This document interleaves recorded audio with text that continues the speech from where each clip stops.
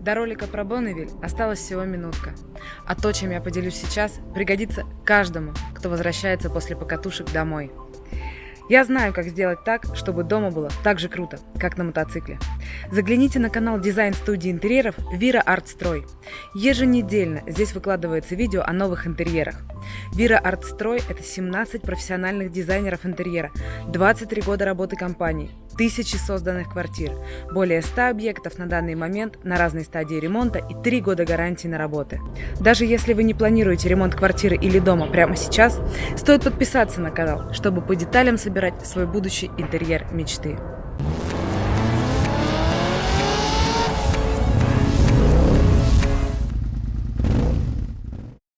Прошлое и настоящее в одном флаконе. Триумф хорошо знает, как это. Всем привет! Это Ксю и канал Road Emotional.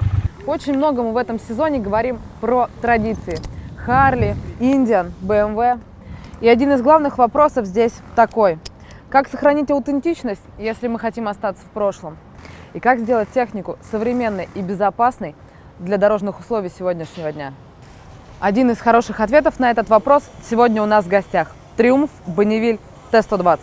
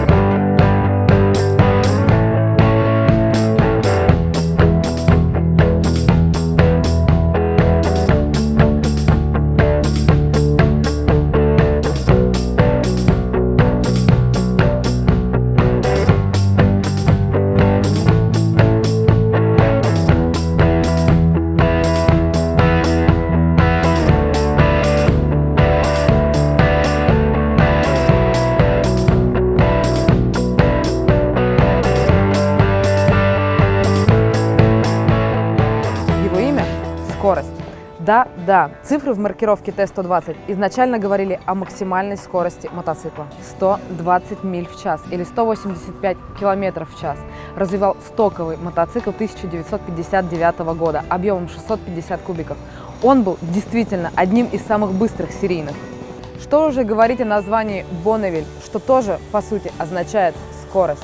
Больше века и до сих пор на этом соляном озере в штате Юта смельчаки ищут максимальной скорости в надежде побить очередной мировой рекорд, поставленный там же. Тот самый 650-кубовый двигатель, который был поставлен на первый Т-120, принес мотоциклам Триумф сразу несколько мировых рекордов.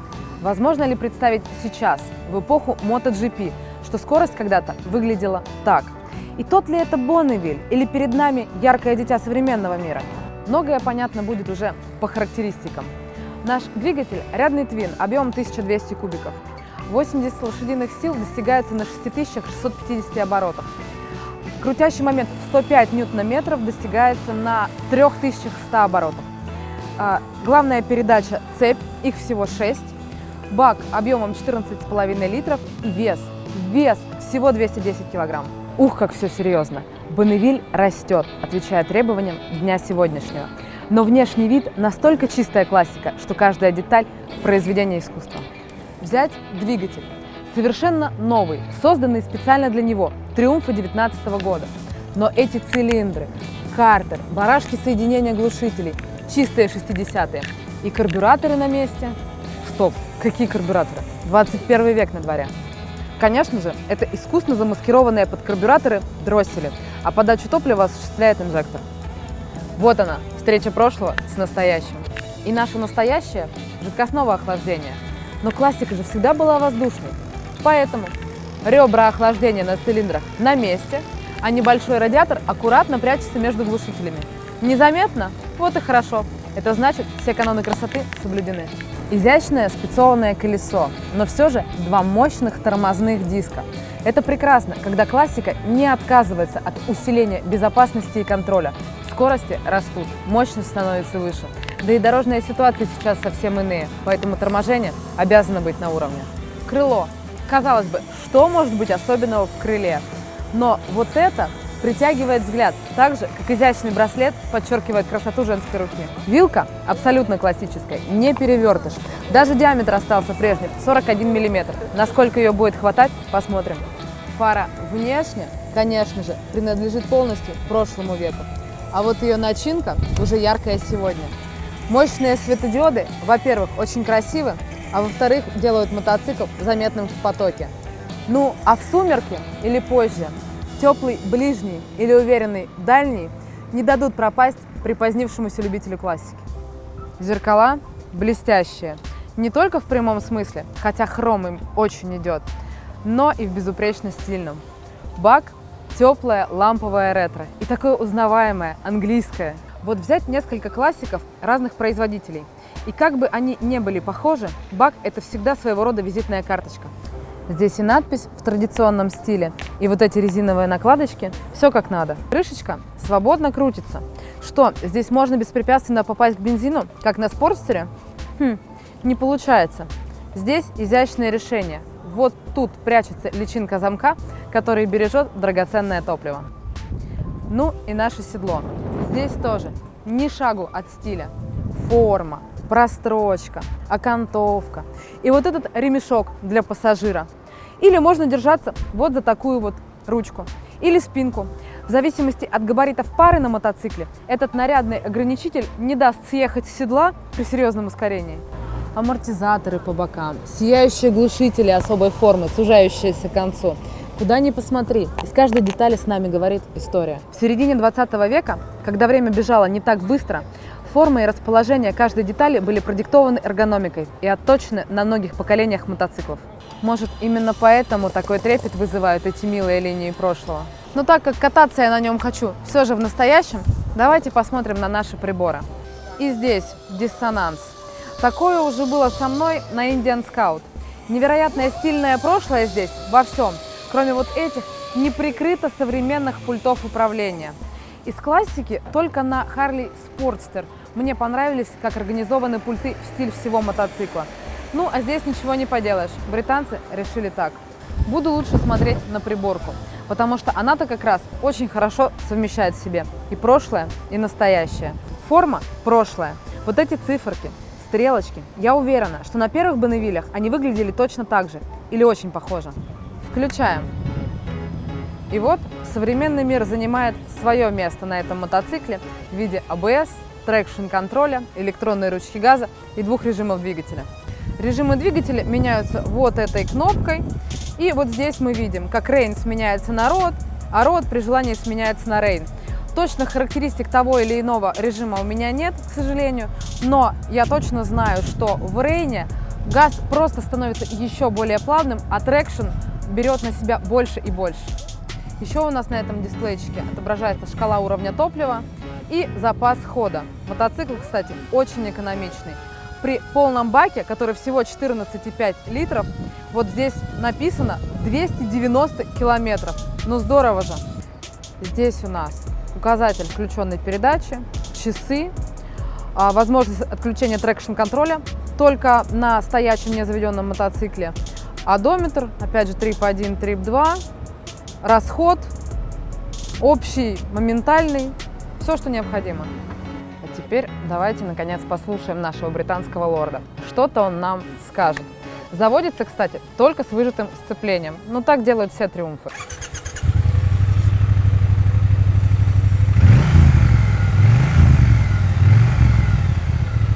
Да, звук здесь очень достойный. Плотный, низкий, глубокий. По звуку этот триумф мне понравился больше, чем все остальные классики, с которыми мы здесь имели дело. Ну а сейчас в дорогу.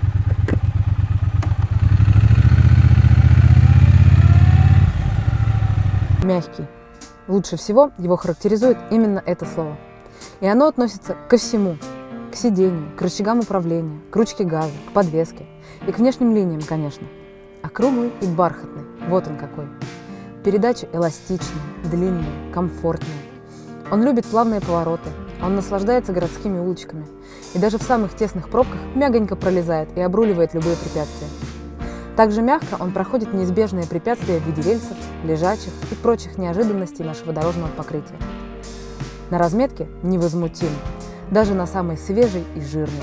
Он даже по самой линии разметки уверенно может идти, не шелохнуться. Он умеет быть чопорным британским лордом, никуда не торопиться и мягко рассказывать что-то своим басовитым голосом. Все мягко и спокойно, пока не открутишь ручку чуть резче. И тогда он открывается совершенно с другой стороны. Он умеет и любит погонять. В момент самых низов дает простор для маневров и резких перестроений. Он все равно будет делать все аккуратно, но в нечеткости его никак нельзя обвинить. 80 сил, много или мало? При крутящем больше 103 тысяч и весе в 210 килограмм. Это дает очень хорошую возможность как следует повеселиться. По прямой или пульнуть, в повороты позакладывать, легко и приятно. Цепкость тормозов еще добавляют уверенности в нашем Бонневиле. Куда бы ни прыгнули, куда бы ни разогнались, остановка будет предсказуемой и ясной. И в зеркала отлично видно все, что тоже делает поездку очень комфортной. Сегодня я по-новому поняла смысл выражения «победила дружба». Британским мотоинженерам действительно удалось подружить прошлое и настоящее. И теперь они счастливо живут вместе в этом нарядном франте. Есть в нем дух скорости из соленого озера Бонневиль. Можно его просто не будить и кататься мягонько от кафе до кафе. А можно рискнуть вызвать, и тогда он покажет, на что способен. Ну что, все? Это мотоцикл совершенства? Конечно же нет, вы знаете, такого не бывает. Поэтому сейчас я буду рассказывать вам, что мне в нем не понравилось. Первое – лапка КПП. Точнее, ее расположение, или ее размер. В общем, давайте покажу. Вот эта часть довольно короткая, а бок нашего картера довольно пухленький.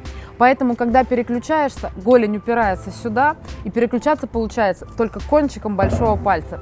Мне лично неудобно. Второе. Днем отблескивает приборка, и в ней практически ничего не видно, кроме облаков и неба. Облака и небо я люблю, но из-за этого мне, например, получалось долго ехать с невыключенным поворотником, потому что лампочка-то мне мигает, а я ее не вижу. И третье. Самое серьезное, я думаю, но, полагаю, все-таки решаемое каким-либо образом у дилера.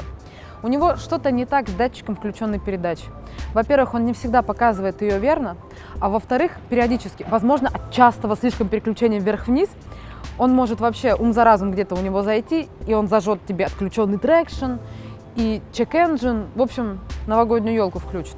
И чек-энджин может выключиться не сразу, а после того, как несколько раз заведешь и выключишь мотоцикл. Я, в принципе, допускаю, что это конкретная проблема именно этого данного экземпляра. Может быть, там где-то разъем не доткнули. Неприятно, новый мотоцикл и такие вещи. Но я полагаю, что у дилера этот вопрос решат. И в конце концов, система же не новая. На Тайгерах-то такого греха не было. Так что, может быть, просто мне не повезло. Вот и все. На ходу все работает как часы, выглядит как картинка. И как едет, я тоже уже рассказала. А теперь, по традиции, вопрос к вам. Какой из наших советских мотоциклов он вам больше всего напоминает? И почему? И совсем на подумать. Почему же у нас все-таки мотостроение-то не пошло? Жду ваших комментариев, сердечек под видео. Уж очень мне приятно. И новым подписчикам, конечно же, буду рада. А мы, как всегда, увидимся в следующую среду в 20:00 на этом же месте. Не переключайтесь. Дальше будет только интереснее. Пока-пока.